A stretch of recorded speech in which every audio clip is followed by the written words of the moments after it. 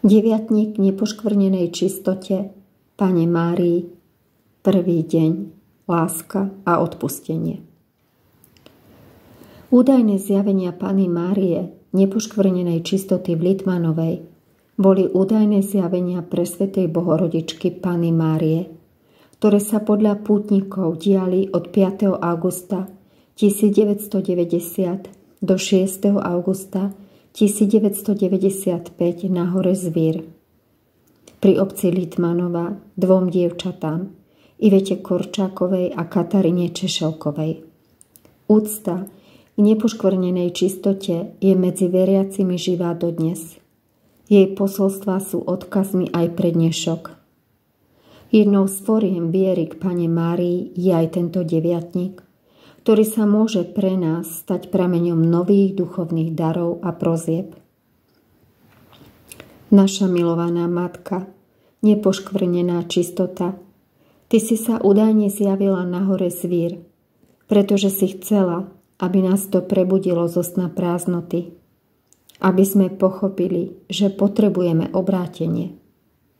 Ďakujeme, že si nám prisľúbila, že na hore Zvír zostávaš prítomná aj po skončení tvojich zjavení. Chceme uvažovať nad tvojimi posolstvami. Chceme zostať v srdci pre túto dobu, pretože potrebujeme byť viac jednoduchí a ostražití. Chceme zostať ako deti, úplne slobodné pre Boha.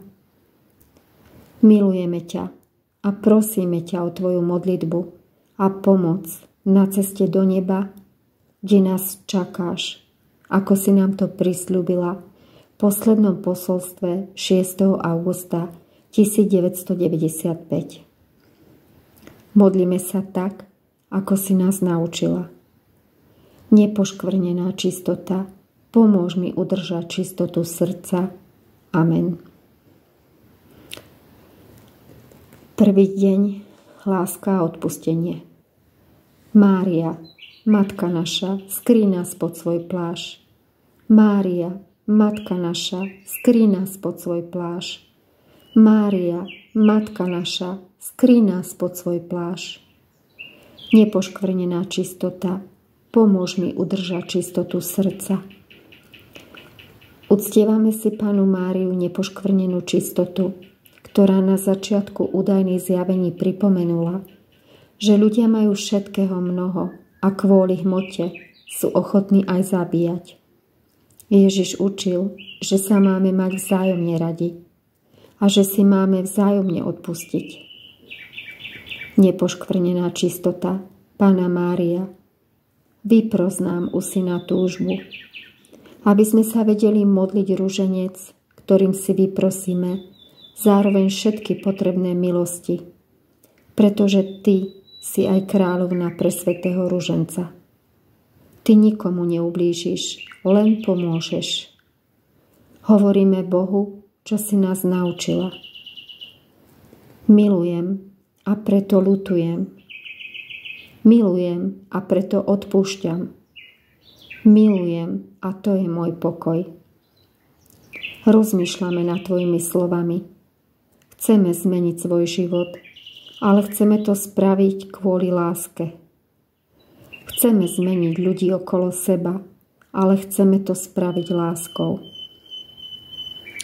Každodenná prosba. Nepoškvrnená čistota, Panna Mária, prichádzam tebe s najväčšou dôverou.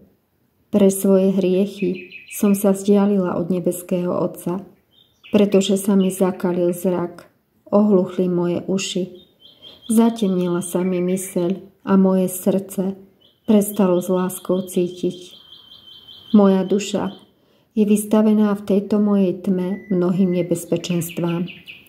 Preto s úprimnou ľútosťou padám k tvojim nohám a prosím ťa o pomoc. Očist moje oči, aby som videla. Očist moje uši, aby som správne počula. Očist moje srdce, aby som s láskou svojho Boha, samú seba a všetkých ľudí milovala. Očist celú moju dušu i telo a posilni môjho ducha, A vypros mi u Ježiša milosť, aby som na ceste do neba vytrvala a svoju dušu pred hriechom ochránila. Prosím ťa, nepoškvrnená čistota, pomôž mi aj dnes v mojej špecifickej prosbe. Tu predniesť svoje prosby.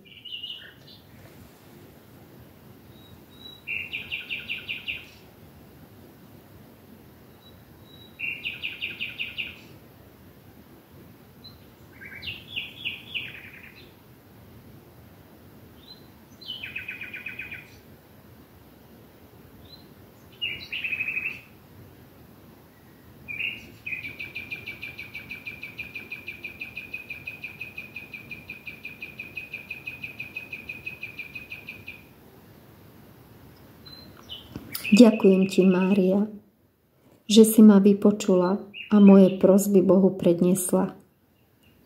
No ak je Božia vôľa, aby som i naďalej zotrvala v tomto kríži a zármutku, vypros mi vytrvalosť a trpezlivosť, aby som mohla všetko trpezlivo znášať na väčšiu Božiu česť a slávu a na spásu mojej duše.